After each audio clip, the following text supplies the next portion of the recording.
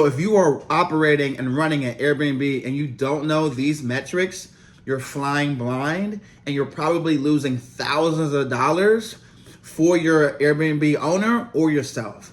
These metrics are huge, and in this video, I'm gonna break down the top metrics to know as an Airbnb operator. If you're new to the channel, my name is Jamal Lawson. I currently have 15 Airbnbs under management. Started this business from scratch in 2021.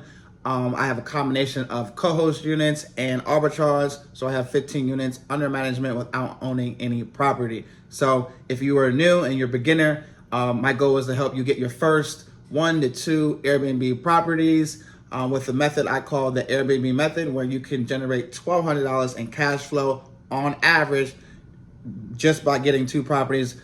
And if you're just getting started, this is the way to go. So I'm breaking down in this video the top metrics to know, because it's not about hospitality is number one, serving the guests is number one. But if you're an operator, if you're a co-host, if you're an Airbnb operator professional, you got to know your numbers so you can make better decisions. All right, so number one, let's dive in. It's occupancy rate, okay? As an operator, when you're looking at a property, you're doing research on a property, and even when you're operating and managing a property, you want to keep an eye on the occupancy rate. And so for several reasons, meaning what does occupancy rate mean? The occupancy rate means the number of nights that you're booked in that month, right? So you want to know what's the average number of nights I'm going to be booked throughout the whole year in this market. So what's the market occupancy rate? And so for example, I like to do my numbers. I want to see if I'm profitable at between 50 to 65%. Okay, 50 to 65% is typically what you're gonna maybe see in a market, overall market. Now, a personal, when you get to a singular property, you want to do numbers and see where you're going to be profitable, what profit you're going to have at 70%. And so if you have a 70% occupancy rate, and then you can do the math as far as what your average nightly rate is with the occupancy rate, and you can get the estimated revenue that you're going to bring in. So this is why you want to know your occupancy rate. Okay, so my goal is in each property, I need to be hitting 70% or higher. Okay, obviously as a portfolio, our whole goal is 85 to 90% occupancy. 100% occupancy is the goal, but in the scheme of things, if you're hitting 80 to 90% occupancy, you're doing really, really well, right? And so are you profitable between 50 and 65%? What are your numbers? What does your numbers look like at 70%? And if you see the flow of your listing, oh, I'm only getting a 50%. But hey, maybe you're profitable at 50 to 60%. Oh, I'm only getting 70%. This property over here is getting 70%. They're getting a little bit more than me. You can kind of tell, okay, this is what I need to do. What do I need to do to fill up occupancy? Or why is my occupancy higher than everybody else, right? So if you need to do better, you can tell. If you're doing better than everybody else, then you can come up with a reason, and then you can make decisions as an operator. It's hard to be a co-host, especially for somebody's property, if you can't target out or professionally predict the occupancy rate. Okay, and so I like to be conservative in that 50 to 65% range. Hey, we're still going to profit on average, but I know that with the skills that I've generated, that we can hit 70 to 90%. Okay, that's where you want to get with the occupancy rate. Okay, so the second metric is going to be your average daily rate, or what we call ADR. Okay, what's your ADR for your property? What's the ADR for the market? Okay, what's your average ADR for the month? Right? These are numbers that we want to know. Okay, so it's super important. So when you're trying to present value, especially as a beginner, if you know these metrics, okay, if you know that your average daily rate in the market is $250 a night, okay, so you can talk the language, you can talk about that market, you could talk about, hey, the property that you have is above the ADR, right? Well, I know that because of these reasons, we can predict that we can bring in above average ADR, right? So if you're managing a property and you see the ADR go down, then you can say, okay, why is this going down? You can look into it. Is it the reviews? Is it the hospitality?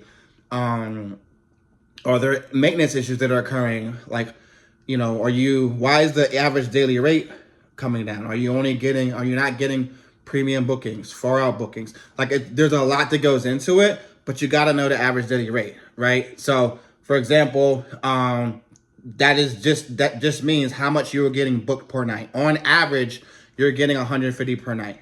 Okay, that is, and maybe in that particular market, that is good, or maybe that's not the average. Maybe everybody else is getting 300 a night and you're getting 150 a night.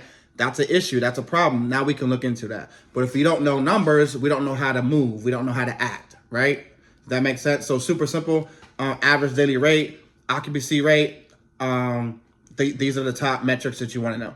Okay, so a good metric that puts everything in perspective for you between the average daily night rate and occupancy rate is RevPAR, right? And so the deeper we get into this, you want to be looking at RevPAR. You'll see this on the AirDNA sites. You'll see this on a lot of the softwares, right? RevPAR, which is revenue per available night. So how much revenue you're getting per available night.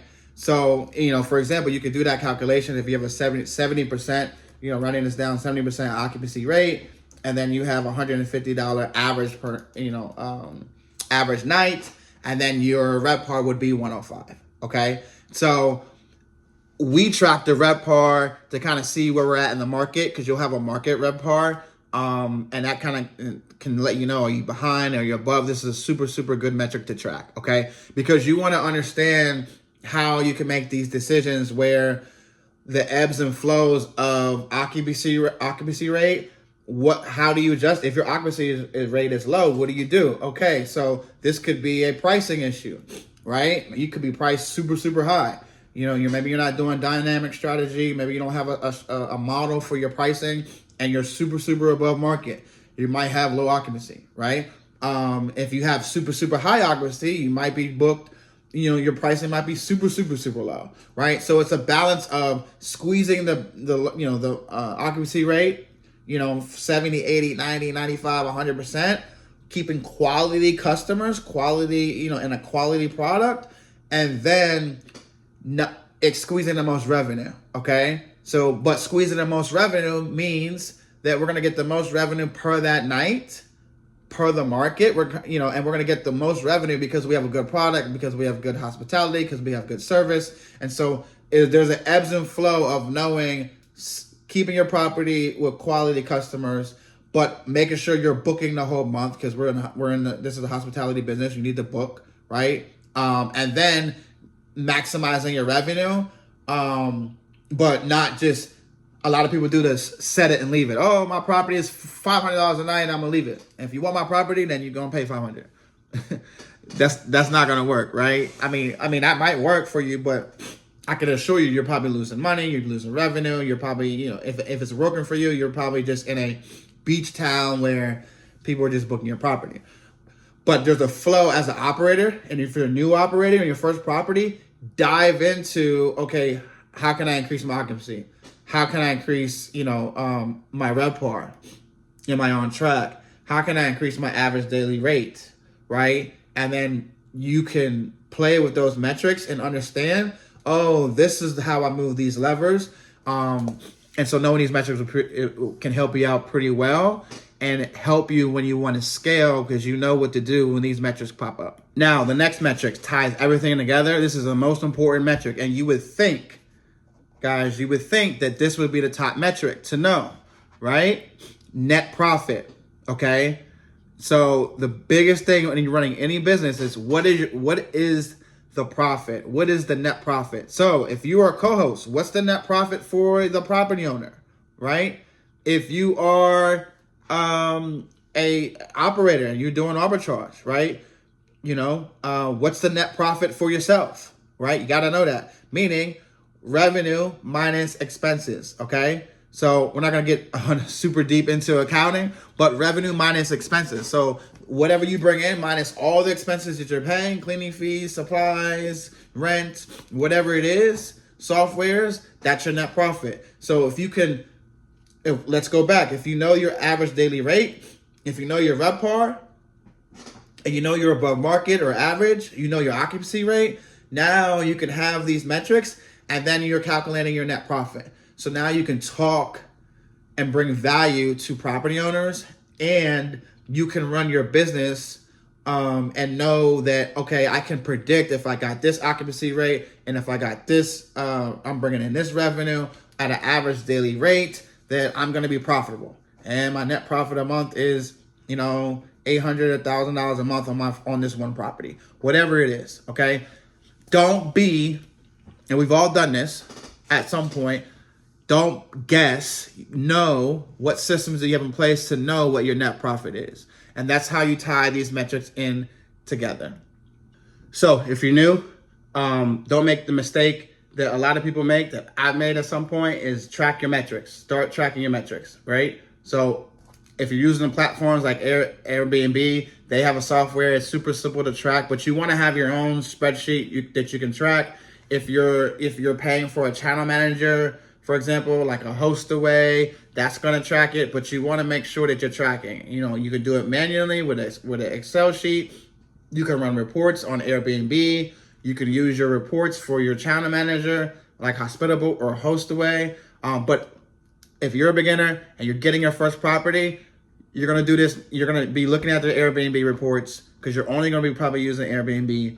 And so it's easy to track the occupancy rate, the average daily rate. I think there's RevPAR that can be tracked as well, but we gave you the calculation to track that. And so you want to make sure that you're tracking these, and this is how you can, use these. You can track these metrics so that you guys can know, so you guys can be profitable, and so you guys can, generate the money that you want and that additional income that you want. So you see, hopefully with this video, how everything ties together. And so if you study occupancy rate, you study average daily rate, and if you know your RevPAR, if you know your net profit, right? And okay, hospitality, service, 5-star reviews, pricing, what things pull each category, then you're going to start to be successful and be an operator and start to grow and start to pick up more properties. So hopefully this was valuable for you guys. If you want more content like this, as far as getting started and as a beginner and getting your first 2 properties and generating $1,200 a month on average in cash flow, like and subscribe. I'm here to help you get your first properties. I'm here to help you escape your 9-to-5, add additional income, and generate that cash flow so that you can live and be free and do what you guys want to do. So hopefully you guys enjoy this, guys. If you comment the word Airbnb below, and I will drop a free spreadsheet for you guys, so that you guys have a spreadsheet of how to track everything. So see you guys in the next video.